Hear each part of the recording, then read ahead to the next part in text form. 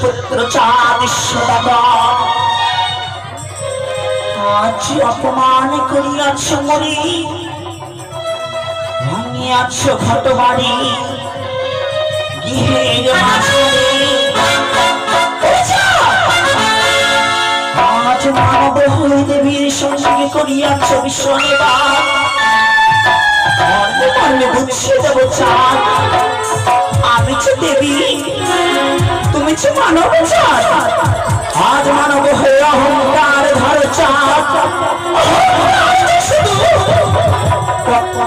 কারণে চাঁদ তাই তো মর্মে মর্মে বুঝিয়ে দেব চাঁদ করে পদ্মাবতীর সঙ্গে বিবাদ সৃষ্টি করবে মর্মে মর্মে বুঝিয়ে দেব তোমায় আমি যে দেবী তাই তো আজ অপমান করিয়াছ মরি এই মুহূর্তে অপমানের প্রতিশোধ নেব আমি দিদিনে তার উত্তম চক্রে নিয়ে দেখি আজ দিদিনে তা আমায় কি যুক্তি দেয়। কোথায় দিদি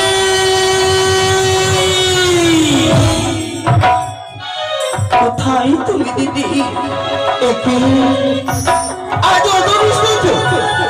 আমি শুনতে পাই আমার ভগিনী পদ্মাবতী আমায় স্মরণ করিয়াছ পিতায় আমায় বলেছে ওরে কন্যা যদি তোর ভগিনী কোনো বিপদে পড়ে তোরে যদি সারা দেয় ছুটে যাবি তার নিকট তাই বিলম্ব না করে আমি যাবো আমার ভগিনীর নিকটে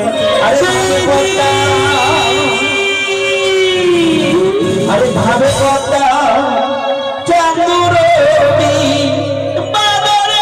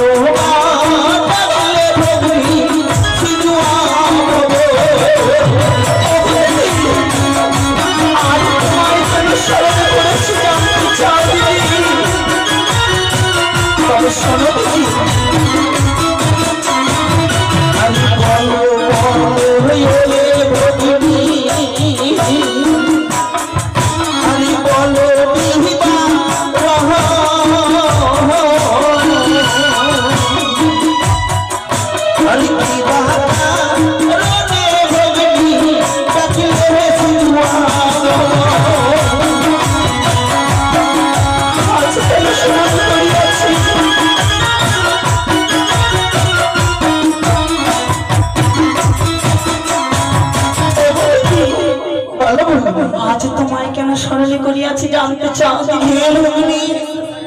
তুমি সবুজ করো দিদি।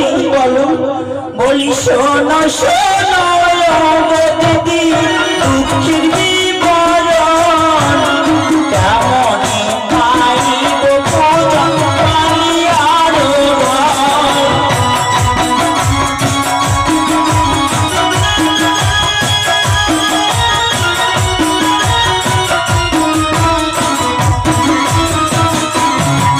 আজি হেন কালে সনিকা দেবী উজো মোর করে লাখা দিয়া ভাঙি যায় ভক্ত দেবানী।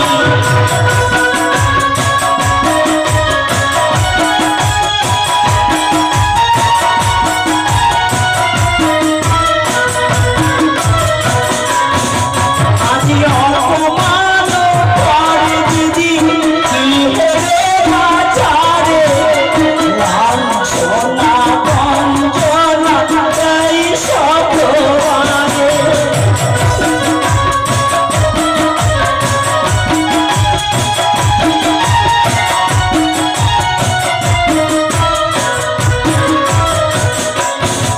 আজি পুত্র শোকে দিদি উচ্চ হাসি হাসে এমনে বাদ সৃষ্টি করে চাঁদ সভাগণে।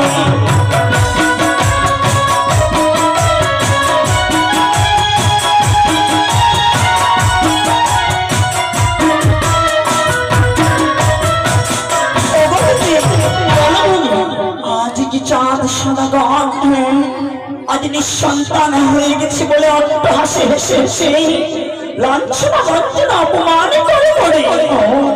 তাই বলো দিদি বলো, তার যে বংশের প্রতি চিরতরে নেমে গেছে দিদি।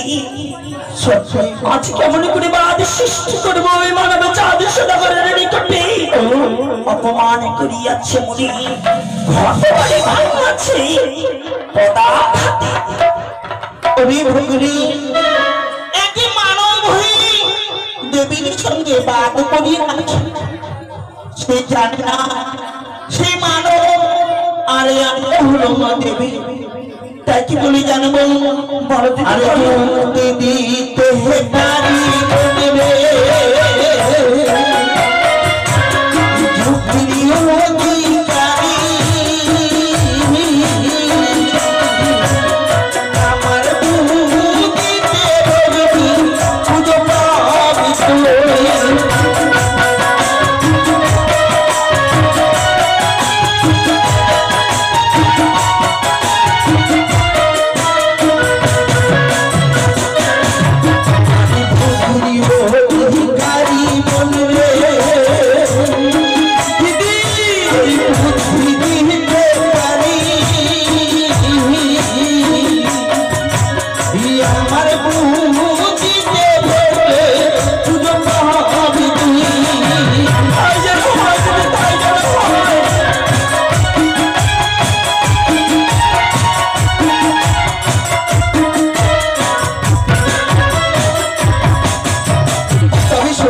আচ্ছা কেমন করে তোমার যদি পুজো পাবো বলে দাও করি।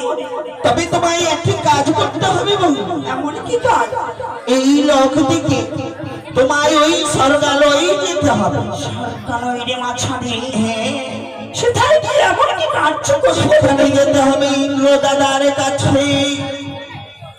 সেইখানে রয়েছে দুইখানি দ্বীপ।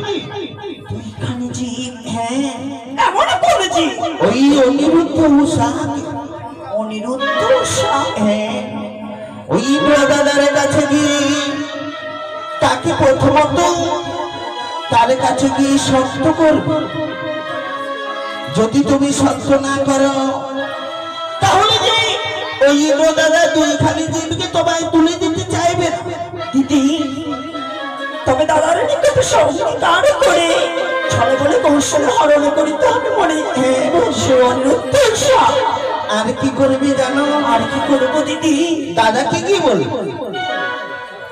আমি যেইভাবে আজ নৃত্য করতে বলবো সেইভাবে আজ উষাকে নৃত্য করতে হবে। তারপর তবে কিভাবে জানো? দুই হস্তে থাকবে তালের বাটি, মস্তকে থাকবে জলের ঘড়ি, কাঁচা সোনার পরে গন্ডির পরে নৃত্য করবে উষার আগে। দুই হস্তে তৈল বাটি মস্তকে তো জলের ঘটি, নৃত্য করিবে গন্ডির মাঝানে কাঁচা সরার মাঝে। আর যদি তাল ভঙ্গ হয় দিদি, তুমি কি করবে জানো? ছলনা করে ওই কালো সর্পকে তোমার সম্মুখে দিয়ে তুমি তাদের তাল ভঙ্গ করবে। এই সুযোগে ওই অনিরুদ্ধ তাদের অভিশাপ করবে, মর্ত যাবার জন্য তা 10 বছর। আজ ছলনার আশ্রয় নিয়ে তাল ভঙ্গ করাবো তারে। হ্যাঁ, ওই তাল ভঙ্গের মাধ্যমে অভিশাপ করবে ইন্দ্রদেব, সত্যি আবদ্ধ হবে সে। হ্যাঁ, অচিরে আমার হস্তে তুলে যাবে অনিরুদ্ধ উষা। তারপরে নিয়ে আসবো কোথায় দিদি? এই মর্তধাম। তবে তাদের ওই দুইখানে জীবিকে তোমায় কি করতে হবে জানো ভগিনী? এমন কি করিব দিদি? অনিরুদ্ধকে জন্ম দেবে চম্পক নগরে, আর উষাকে জন্ম দেবে উজানি নগর। উষাকে জন্ম দেব জানি নগরীর মাঝারি, অনিরুদ্ধকে জন্ম দেব চম্পকনগরে। অর্থাৎ ওই চাঁদ বানিয়ে আর কি হেরে মাঝারি শোনা যাবে হ্যাঁ, কথা বিলম্ব না করে তোমার হংস রস সজ্জিত করে তুমি ছুটে যাও ওই ইন্দ্রালয়।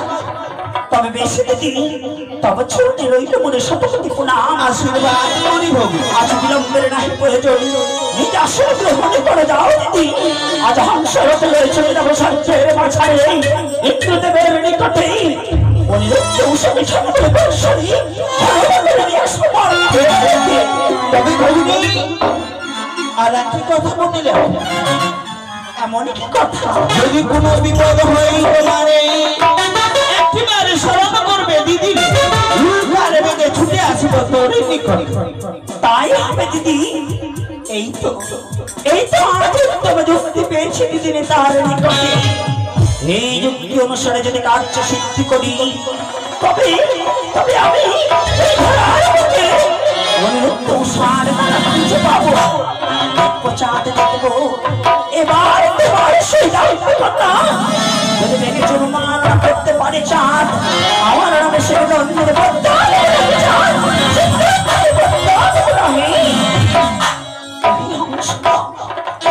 আজ চলো নিয়ে চলো পরে স্বর্গীয় ভুবন।